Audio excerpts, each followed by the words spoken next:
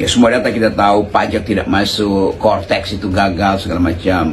Lalu orang berpikir, apa harapan yang bisa dijanjikan oleh pemerintah, oleh Presiden Prabowo, bahwa akan ada kemajuan ekonomi, akan tiba di 8%, akan ada koruptor yang dihukum. Jadi semua hal yang sifatnya ideologis karena memang itu dimaksudkan oleh Presiden Prabowo, itu memberantas korupsi supaya dimungkinkan untuk menabung demi pembangunan dan demi kemakmuran rakyat, mengupayakan pengumpulan pajak supaya terjadi keadilan bahwa yang kaya harus dipajaki secara progresif. Jadi semua itu bahasa rakyat. Tetapi rakyat selalu melihat bahwa semua yang dia ucapkan, yang diucapkan oleh Presiden hari-hari ini tidak mengalami progres. Atau kalangan rakyat menganggap bahwa karena dikorupsi maka APBN itu berantakan, karena dikorupsi maka pajak tidak masuk, karena dikorupsi maka kesempatan untuk menikmati keadilan sosial tidak terwujud. Kan itu pikiran sederhana dari rakyat kita. Jadi rakyat menganggap bahwa ada ketidakjujuran, ada ketimpangan, ada ketidakadilan. Lagi rame banget Bursa Efek Indonesia hari ini resmi melakukan trading halt. Nah, trading halt ini dilakukan karena IHSG anjlok sampai ke 7%. Yang mana terakhir kali adanya trading halt ini sekitar 5 tahun yang lalu, which is itu ketika COVID yang lagi krisis parah lah. Penyebab daripada adanya penurunan IHSG sampai ke 7% ini salah satunya adalah isu kemunduran dari Bu Sri Mulyani yang menyebabkan adanya net sell daripada para investor asing. Yang mana kepercayaan para investor asing itu menurun drastis karena adanya isu kemunduran dari Bu Sri Mulyani. Yang mungkin aja mereka tuh berpikir perekonomian Indonesia tuh lagi nggak baik-baik aja. That's why mereka mungkin tarik lah uang-uangnya dari pasar bursa Indonesia. Dan yang lebih parahnya lagi, IHSG anjlok sampai ke 7% di saat pasar bursa Asia itu lagi bagus-bagusnya. Menurut gue sih kalau pemerintah nggak segera gerak cepat nih ya, ini bisa jadi sinyal ancaman gitu buat perekonomian Indonesia yang nantinya mungkin aja krisis tuh bisa ada di depan mata kita gitu. Salam nyangkut rekan-rekan semua. Hari ini tanggal 18 Maret 2025, IHSG turun sampai hampir 7%. Buat para investor atau trader yang uangnya udah full di saham, nggak punya duit cash lagi, sabar. Karena penurunan ini cuma terjadi sementara waktu. Paling cuma sampai tahun 2029. Karena 2030 Indonesia bubar, iya. Bayangin kalau kita kembali ke zaman Orde Baru. Orang kritik dibungkam, ekonomi anjlok karena korupsi merajalela, dan rakyat menderita karena kebutuhan pokok yang makin tinggi. Serem banget kan? Ya, itu semua bisa terjadi lagi jika revisi RUU TNI disahkan. Banyak yang udah menyuarakan penolakan, tapi justru pembahasannya malah dikebut dan dirahasiakan di hotel mewah. Salah satu pasal yang meresahkan adalah pasal 47 ayat 2 yang membolehkan lebih banyak perwira aktif TNI masuk ke jabatan sipil. Dampaknya, tentara akan ikut mengatur pemerintahan dan menentukan kebijakan. Kekuasaan tentara membesar, namun demokrasi makin melemah. Ini sama aja kayak main bola, tapi wasitnya ikutan main. Reformasi 98 justru terjadi untuk mencegah hal ini terulang lagi. Tapi dengan adanya revisi RUU ini, kita malah mengulang sejarah kelam. Jadi, kita mau diem aja atau bersuara sebelum semua ini terlambat? Yang pertama, secara ekonomi, lo bisa ngelihat negara-negara lain, contohnya ada Libya, Mozambik, RDC, Venezuela, Syria, dan banyak banget negara lain yang kondisi ekonominya sangat terpuruk setelah adanya dua fungsi ini. Nih lo bisa lihat juga ada Bosnia, Irak, dan lain-lain. Lo bisa lihat banget gimana negara mereka tuh krisis setelah ada ini. Kenapa? Karena pemerintahannya itu tidak stabil dengan adanya banyak banget fungsi militer dalam negara tersebut.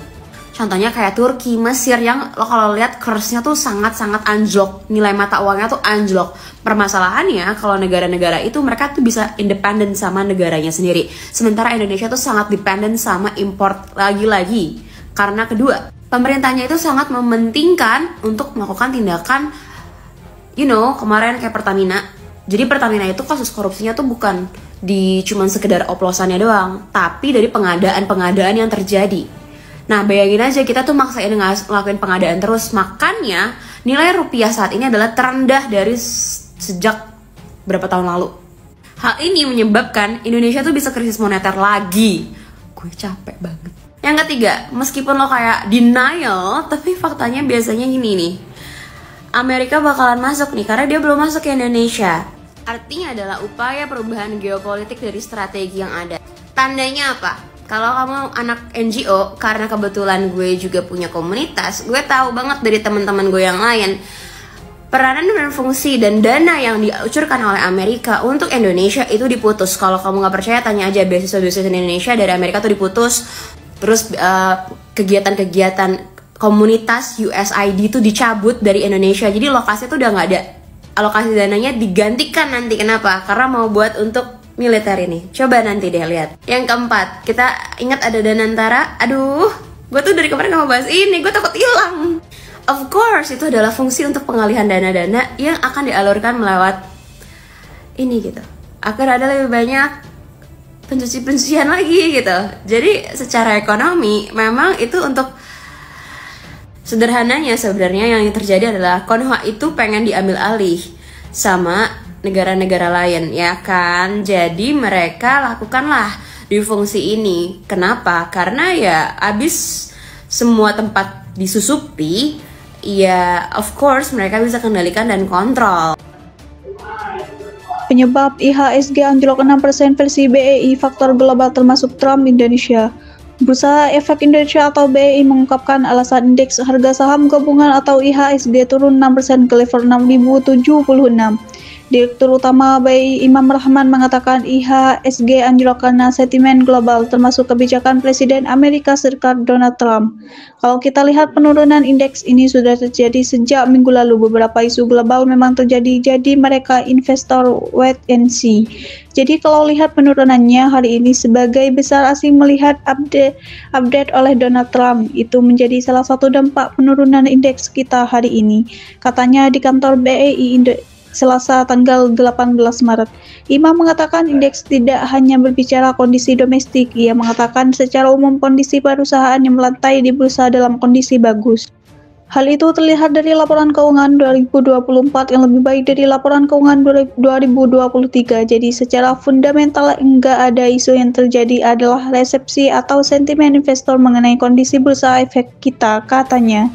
Indeks harga saham gabungan atau IHSG anjlok pada Selasa tanggal 18 Maret siang.